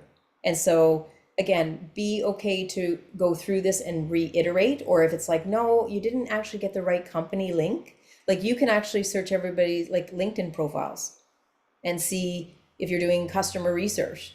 Sometimes it gets it wrong. And so that's where it's really important to go, okay, I just have to check it. Don't take everything verbatim. But that's where Perplexity for research is really, really good. It's very, very strong. But in this case, I'm just doing a real broad overview right now, and I'm not being specific enough. It doesn't love broad. It's like, think about if I said, I'm going to tell you a story about a toad, and any variable can come out. I'm going to talk about your business, to say if you're in the service business, and if it's too broad, it's going to be kind of watered down. If I said, I'm going to talk about a toad who lives in North Yorkshire under a tree next to a pond and has a friend named Fiona, the rabbit, that is going to be really good. So when you're talking about your business, be specific. Like, you want to be as specific as possible. Is that helpful? Okay. Let's keep moving through this because I've got 15 minutes and I've got a lot to share with you. So I use a lot for email. So we're just going to continue this conversation. A customer reached out via email. They're asking for more your information on a new Highland Haze blend. Insert anything that you do, just so you know. Please write me a customer-friendly response. And so I don't know about you, but emails sometimes can take 20 minutes. You don't need to take 20 minutes. You can just write down something really basic, and actually AI can do it anyhow, but you can do it this route where you've got this email, copy and paste the email. If it's not confidential, X out the name, say, I'd like to do a nice response based on X, Y, and Z, and then have it done. Copy back into your email, it's done. So these are little tiny time hacks. And you know what? Maybe this one only kind of saves me 5 minutes, but think about 5 minutes after a month. That's your time, okay? Next thing, so say it's a customer, it's a customer email. I'm gonna say, so many people brought up the whole idea of social media. Okay, create 5 catchy social media posts, okay? We'll see what comes up. Now, I'm not refining this, just so you know, I can be way more specific, but let's just see. I've got a brain fart today. I don't really have much going on in terms of my ideation. What am I doing? Well, it's coming up with Instagram and Facebook, and now it's coming up with Twitter. And it's giving my emojis, it's telling me my hashtags. Okay, well, thank you, but I only use LinkedIn. Thank you, I only use LinkedIn. And can you please put these in a table? Because I don't like feeling disorganized. See what it comes up with. So no, however you ask, you can ask it very specifically what to do. So tables, columns, you can say, actually, I want my LinkedIn post, I want my image idea, you can ask all these different things, okay? It's limited, like I said, by your imagination. So what I'm finding with these posts, I'm looking at the second one, new blend alert. Our Highland Haze is here to give your taste buds a journey, rich, smooth, and a touch of citrus. This is your next favorite cup of coffee. Well, it doesn't really resonate with me. It's a little bit too, it doesn't feel like it's chatting enough, like talking with a friend. So you can actually tell it to say, make it sound like you're talking to a friend. So more conversational and friendly tone. Okay, we've just launched Artisan Blend, and trust me, it's something special. Think rich, dark chocolate, toasted almonds, and a little hint of citrus to brighten your day. It's that perfect cup that will make your mornings even better. So see how it's changed its tone? I mean, I could say, write it in a humorous way. So whatever your brand is, and again, it's a lot more technical in terms of like saying, okay, what is what's my tone and how am I going to get my tone in ChatGPT? We'll talk in more depth about this next week, because again, it's a lot of stuff to get through, but I want to show you what it's capable of. What about, okay, we've got these fantastic posts. We now know what we need to say. What about if you want to say, okay, well then write a 200 word character or character SEO friendly product description in a friendly, knowledgeable tone. Well, that's great. It just wrote it 200 character SEO friendly product description. So now you can copy it on your website. Well, I think that's great, but now I really need a blog. So I'm going to say, act as a copywriter and provide 6 blog ideas for this particular coffee. And so let's just see, I didn't give any parameters around it. I didn't ask it for the amount, the length. I didn't. Oh, and look, it's going in an actual, it's giving the ideas. It's put it in a table again, because it's remembering from before. I'm going to just look at what comes up. I like some of these blog titles. The story behind Highland Haze and how we crafted the perfect blend. It gives a description. Okay, I like that one. 3, how to brew Highland Haze for the perfect cup at home. So I like that one, actually. I'm going to just take that and I'm going to say, I really like. Okay, and then I'm just going to say, please write me a blog, including keywords, and you can put your keywords in. If you spell a word wrong, just so you know, don't worry about it. You will it is very good at actually being able to understand the intent. You can always go back if it doesn't get it right, but generally it's very, very good. So here we go. We've got how to brew Highland Haze for the perfect cup at home. If you're a fan of artisan coffee, you already know that not all cups of coffee are created equal. So now it's going to go through methods. And again, you can change it in all different ways, but like how useful is that it does the heavy lifting? Okay? And you can make it very specific for your business. Now, I just said, what are like, so I said about the keywords. Well, I want to make sure that they know, you know what? I want to get them to suggest the actual keywords for this article, and it tells you the keywords. So if you're needing things. But what if I actually need an image for this? Can it actually do it? Yes, it can. Watch this. I'm going to say, please create a 1200 by 600 pixel image for this blog. And let's just see. I didn't specify style. So again, if you go to agilityhub.ai, all the imagery is done by AI, and you can do, I've worked across the board. Oh, there's a nice picture. I kind of like it, and I can change it based on my brand colors, everything. So that's where you play. You're doing infographics, you're doing things. So you have to see that there's so much power behind this. But you know what? That was really good. I really like the imagery, but I actually I need to kind of go into data. So I've been actually really tracking our sales lately. So I'm going to go into the box and I'm going to say, I've been tracking our coffee sales. What's the relationship between coffee sales and the total revenue? Well, I have to attach something because I don't have anything for it to actually learn from.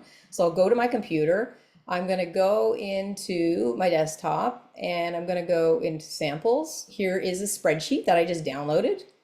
Okay, fantastic. It's downloaded from Excel. I'm going to put it in and it's going to analyze everything. It analyzes everything. But you know what? I'm a visual person. I want it to go in and represent it visually, please. And what it will do is it will come up with all Gantt charts, anything, all the different types of charts. So thinking about, again, it's saying it could do a scatter plot, a line chart, and what it's taking the data. So you can use this really to your advantage in your business if you're trying to go through lots of information and even ask it, where's the trajectory of something? Like, where are we going to get the most sales, in the next 3 months based on prior data? Again, this is a real high level and quick kind of rendition of what it can do. Okay, I want it to do a pie chart. Can you?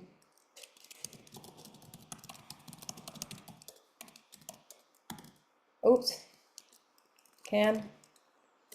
Oh my goodness, can you create a pie chart, please?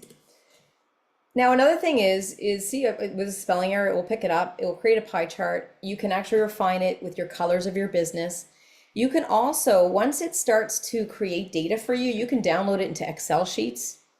Like you can do all kinds of stuff. So you're not sitting there, if you've got this wonderful, fantastic, all this information that's sharing with you, you can download everything. So it's really, really, really good with data and analytics. So anything that you're trying to project for sales or for anything at all. So here's this pie chart. It's saying that actually 49% were coffee sales and the other sales were 51. I can get it into very minute, spaces. But I just, for today's purpose, I'm just showing you what it's able to do. Joyce. Yes. So I am just wondering, is what you are able to do on the desktop version different from the app version? Let's Nope. say, no? No, you can still I just find with the app and when I'm in there, I like the desktop version because it's bigger for me and I can go through all my pieces. I use my ChatGPT on my phone when I'm in and out. You know what I mean? So I'm still logging conversations. It's still part of my own account, but I like to see things bigger. But if you ask it to say, I want a coffee sale, I'm going to upload something from my phone, my data, then it can do all that. Okay. And in terms of uploading data, that Yep. is, let's say your sales report or things that are very critical to the business. I know in the beginning you said where to turn something off.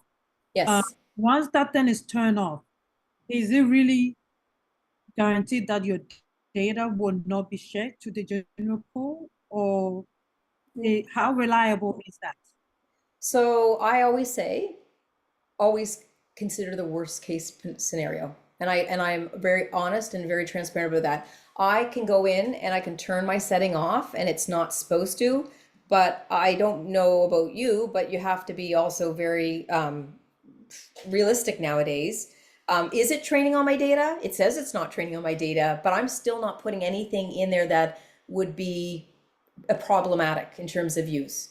So it's supposed to not be, it's in their terms and conditions, and I like to respect and hope that's the case, but I can't say 100% for sure, Joyce. So I always err on the side of caution. Like I just don't put in really sensitive data. If it's stuff with regards to projections and budgets and stuff for my company, again, a lot of the stuff isn't really that sensitive. I don't know. Like it's really dependent on your own company and what you feel comfortable. If, there was somebody to look at that information. I think that's where you use your own kind of your comfort zones or risk taking. I just don't share like company details that I know I wouldn't want anybody else to know, if that's helpful. I wish I could say for certainty it says that it's not, but again, I've seen what's happened over the last 20 years with technology, and you know what? Hopefully it's all good, but I don't take any chances ever. And when we get into things like policy, that's another thing, again, about being very, very transparent. If you're bringing in your information, say from clients, like I always kind of will create like, okay, X company instead of the actual company. Be really transparent as well. Like be really, what's happening right now, and somebody brought it up earlier, is all about trust. So we need to be really transparent with our clients. If we're doing something that specifically we're using AI, we don't need to tell them about the nuances of everything, but I think it's really important to be like, oh yeah, no, I use AI to do X. Like start to be a little bit more familiar and very comfortable, even down to when I'm using pictures, I'm letting our clients know, actually, I'm creating your image bank through AI. Is that a problem for you? Because the AI images, just so you know, that's going to replace what you know as iStock images or stock images. That you're going to have all these amazing AI artists that are consistently coming to the table and creating amazing images, and they're more customized for your needs. So no more like just smiling at an office place, like boring. We're going to have images that are a lot more exciting, but it is going to change. We need to make sure that we tell our clients, or is that okay? Or would you like me to use stock imagery? I know that's a lot of things. Again, we could have a session on each one of these topics and unpack each one, but for the effort today, we only have so much time. We've got 4 minutes. Now I am going to ask something. Yulia, are we okay for an extra 5 minutes? Or if anybody wants to stay on for a little bit extra, I'm okay to. We are. Are you? Is everybody, if anybody needs to jump off, totally understand it, but feel free to stay on. I'm going to go through this next part kind of quickly. I know there's a lot of questions, but we're also going to be here next week as well, and we're going to go deeper in. Okay? First thing, are you able to generate a video just as you're doing with the picture in ChatGPT as well? Yeah, you are actually. It's called Sora, and that's through OpenAI. That's a different platform. It's all part of the same family. But I go into a lot of different video editing AI software. I don't use Sora because I don't have access to that right now. What you're finding is there's beta testing happening where not everybody has access. So there is other AI like NVIDIA, or there is, if you have long form content, like say you take a video and you want to get it into shorts, my favorite is Opus Clip. It does it all for you. It ranks it. What's it called? Opus Clip. Opus Clip. But again, it's not to try to, I want you to think about your own business, start writing these things down after today and going, where could I have value? And not try to take everything in that I'm sharing with you today. If I could share everything I knew, we'd be here for a long time based on this market. So allow yourself to go, okay, I'm curious. Wow, I didn't know it could do so much. We're not trying to cram everything in one session. I'm here, Agility's Hub here. Stay connected with me. I don't want you overwhelmed by it all, because it is quite mind-boggling what it can do. But let's look at your business and kind of go, step by step. So I want to come out of here because we don't have much time. I'm going to send you an AI opportunity audit. I'm going to put it in the chat. This is for you. It's all fillable. You can just do it online. And I want you to take at different times, have a cup of tea, 10 minutes, go through different tasks in your business, and then see if it's repetitive, see if it's time consuming, and see if it's data intensive. Because if you have this knowledge of your business, then it's going to be really easy to have a conversation with someone like me or anybody else in this industry, and you're going to see where in your business you can actually use AI. But we need to get it out on paper. Okay, so I'll put that in the chat in just a moment. So we're going to cover next week the basics of prompting, because I'll tell you what, garbage in, garbage out. How you write a prompt is imperative. And I'm going to give you an example. You're going to go in ChatGPT and you go, Melissa, help me sell more of whatever I'm offering. Well, that's not really a good prompt, because anything could come up. So a good prompt is, I operate a boutique tourism business that offers unique local bike tour experiences. I'm seeking or looking for advice on how to boost bookings through our website and enhance the conversion rate of our travel package. Could you offer some practical strategy or recommendations? Now, I know that's crazy, but look at all the specifics in that. I have a tourism and bike operating company or bike tour company. I want to boost my bookings. I want to enhance my conversion rate. And I want practical strategies and recommendations. See how specific that is, instead of just help me sell more? That's why there is a bit of an art to prompting, like really thinking about, what am I asking it? Like, instead of just be like, solve my whole world problems. You can say that, but you may not get the right output that you're looking for. So if you're finding you're getting to a place where you're like, I'm not happy with the results, it comes down to prompting. We're going to talk about that next week. Okay. Here's another bad prompt. Draft a response to a customer asking about our services. Too vague, way too vague. Write a response to a customer asking about family financially planning services for the first week of August. Like, I'm getting specific here. Emphasize flexible schedule and our focus on helping families achieve financial security. Think about your own business and how you're asking questions. Or if you don't know what questions, because you're like, I don't even know how to use this thing, ask ChatGPT. What does it need to know? It's all about having a conversation back and forth. If you don't know what you're asking, what do you need to know from me, ChatGPT, to draft a good customer response about our services? Ask it. I ask ChatGPT everything all the time. It is really important that we understand when we're in AI applications that you want to look for applications that are accurate as possible. They're scalable with your business. They're easy to integrate, and they're supportive. That's really important. And you want to start small. Every single, even Fortune 500 companies that I've been speaking with that are bringing AI into their ecosystems, they will not do an overhaul of their company ever. They start with one area and do it really well and experiment and then move to the next. I love this picture because most people, especially entrepreneurs, they're like, yeah, I want to get to the top right away. They skip all the steps, and guess what? They usually fail. It's about these baby steps so that you can get to where you want to go. And that's really, really important. You're not going to gain anything by trying to jump steps. Especially not in AI. Privacy, I said about ethical considerations. We do have stuff here in Canada with reCAPTCHA, just in terms of privacy. We are working on AI policies. Europe was the first one. I do want to say it's not all ironed out yet. It's still the Wild West. That's why I said in the beginning, I want to go on the roller coaster ride, because everybody's trying to figure it out and how it fits within their organization. Yulia had mentioned that they have a policy in their organization. You might want to see, if you've got teams, how do you start talking to them about that? And how do you start to create a bit of a policy around what information goes in? How, how people are using it. Like, you can create your own policies. If you're a solopreneur, again, just knowing what you need to do in order to keep your data safe, or also just knowing what you're putting out there for your business. Biases are huge. And I do want to say we have to be careful of that with AI algorithms. And that's something that they're working through as well. I won't get too far into that. This is another topic for absolutely different day.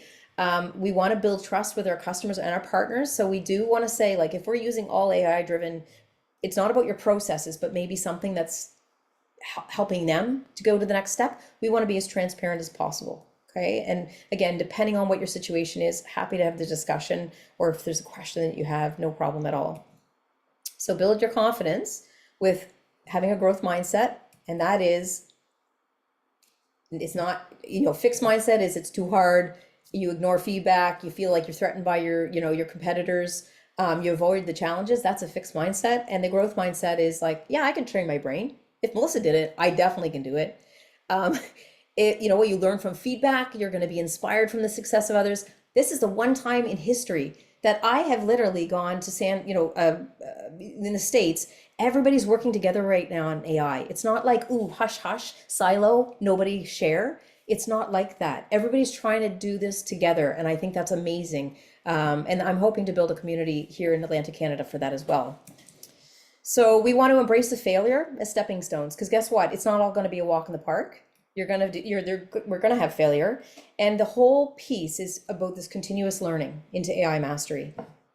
Little steps and continuing to go on that road. Or you get to a place where you're like, okay, I'm not on the AI boat. And what is important about the AI boat is that I don't even care if you're hanging on for dear life and you've got one hand on the boat and you're dragging. You just got to be able to take a step in the right direction with your business and be able to start being curious about AI. So I hope that you know as well, I'm not trying to replace humans. I see this as a real opportunity where it can help us really augment our processes, help us to achieve our goals and do it really much more efficiently. I don't want to, again, stay connected with me on Agility Hub. I know there's not much time, but if you take a picture of the screen, if you take a 1 minute just sharing with me your thoughts, I will send you some of the best AI tools that I'm using in business, so you can take a picture if you wish. You can also go into the Agility Hub website, which I'll be there in just 1 second. I highlight women because women are lagging behind in basically AI adoption as well. And so we'll be actually launching a book in 2025 called Extinct, Why Women Entrepreneurs Are Facing Extinction.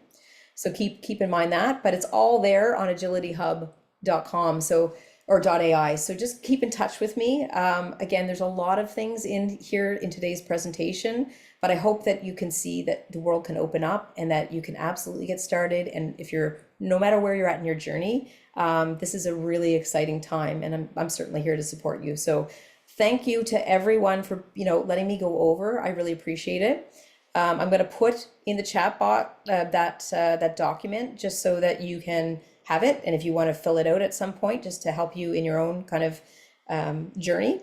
Is there any questions that anybody has that they want to ask? And if I'm happy to stay here and answer those questions. And if anybody needs to leave, no problem. I hope to see you next week because we're going to do a deep dive.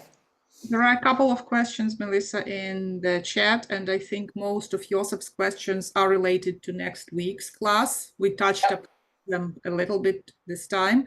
How to use ChatGPT to build marketing content for Facebook and Pinterest posts. How to use ChatGPT to sound like more human right content. And one more, can you provide a PDF with most of the prompt used in ChatGPT to get better results? So it's kind of all the next week's topic, the way I see it. And there was also a question, did you say OpenAI is a different platform than ChatGPT? When I type ChatGPT into my browser, OpenAI opens as the web address.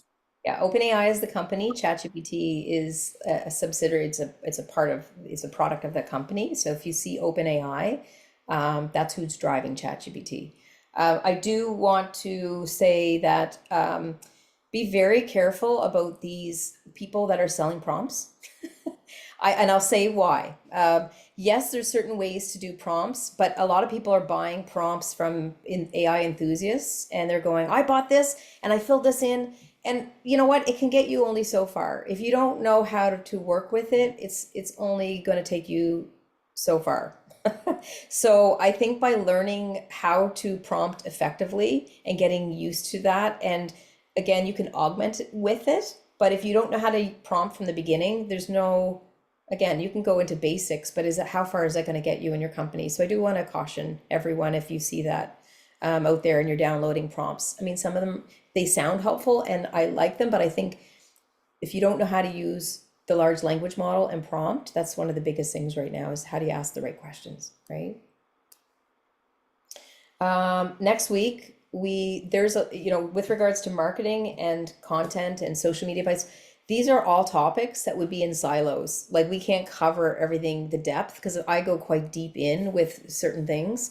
So I do want to say that next week will be actually a little bit more it will be a lot more hands-on with prompting itself and kind of really kind of getting in to understanding, we can take a specific case, just in terms of, say, social media. I can deal with tone with you, but it will be getting more into even setting ChatGPT up with like more customized things for your business. That's what I'm going to show you next week, because there's a lot in here in this large language model. So each one of those, though, could be their own session for 2 hours. Also, I would like to mention to everyone who is still here, in a day or two, you will be receiving a link to fill out a survey. And I would really appreciate that you actually enter the topics of interest to you related to artificial intelligence, ChatGPT, something that was not covered during this session, something that is maybe broader than ChatGPT and you want to see, like Melissa mentioned, a social media deep dive workshop, maybe. If that's something of interest to you, please put it there, because we are building our training sessions based on your demand. So please, if there is something you want to hear, let us know and we will try to make it happen. Yeah, that's great. Yeah, today was an overview. It's a foundational piece just to start, but there's a lot of conversation in here. So appreciate that maybe your minds are like going in all different directions, but for your business, go back to what are you struggling the most with in your business? How can AI help you with that? Thank you very much, Melissa. I appreciate it. I do want to say I can't attach the document. So Yulia, can you send can I send you a PDF and you send it to everyone? Send me a PDF and I'll send it to everyone who was present here today. As soon as I analyze the chat after the meeting, I'm gonna see who was here actually. So thank you. Okay, well, make sure you stay connected, everyone. Join me on LinkedIn, and you're not in it alone. We'll just keep walking together. Thank you so much. See you guys next week, same time, Wednesday, 9 a.m. to dive deeper into ChatGPT. Thank you. Have a good week. Thank you. Bye-bye. Bye. Thanks, Bye-bye. Matt. Yeah, it was lovely. Thank you. Thanks, Mo. Well, thanks.